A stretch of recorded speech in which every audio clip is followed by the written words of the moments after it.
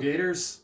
Today, fun and excitement in IB chemistry. Because what I thought we'd do is, do a little quick demo lab here. And what I did, come over here.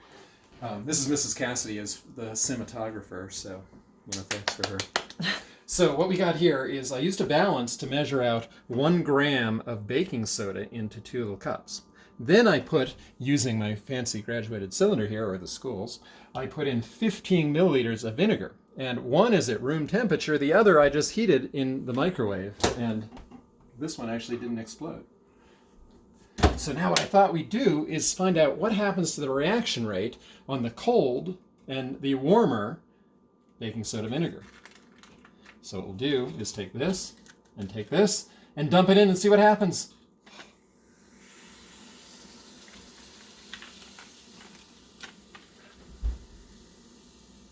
So you might have seen a difference in the two. And one of them had a more vigorous and violent reaction, which also ran a faster reaction, which kind of relates to what we've been talking about with the rate constant and K, and today's topic, Arrhenius's equation. Now there's a couple ways you can show Arrhenius's equation. One of them actually plots a straight line. And Mrs. Cassie is an expert at this, more than me, but anyway.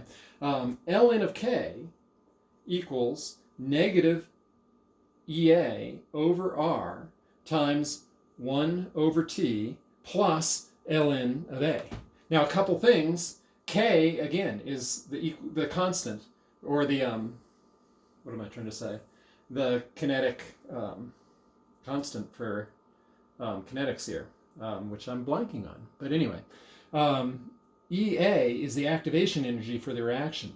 R is what we dealt with gas laws, the 8.31, and then ln A is something called the frequency factor, which determines how often particles hit each other and strike each other in the correct orientation to have a reaction happen. Now you'll notice this reaction is in the form of Y equals mx plus B, which gives us some really cool stuff. One is that this m is slope. So slope equals negative EA over R. And since R is a constant, we then know that, slope we can figure out, R we can figure out, and calculate the activation energy for the reaction, EA equals negative slope times R.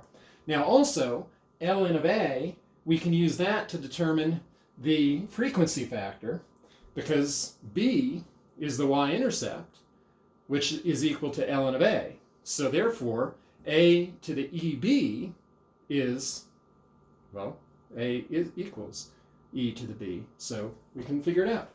So now, let's say that you had a reaction. Let's say in the cooler one of these, we had, and this is made up data, or made up values, but let's say that our equation was ln of K equals negative 4.5 times 10 to the third times 1 over T plus 3.2. Now remember, this is Y. The negative 4.5 times 10 to the minus 3, or plus 3, is M. 1 over T is X, and 3.2 is B. Well, B is the y-intercept, and this negative 4.5 times 10 to the third is the slope. So if the problem were to ask, what's the frequency factor for the reaction, check it out. All we need to do is know that the y-intercept is ln of A, therefore A is e to the 3.2, which, when we do the fancy calculator thing here, I just hit clear, but you get, I can't find the pen, but it's 25. And that's the end. Yay!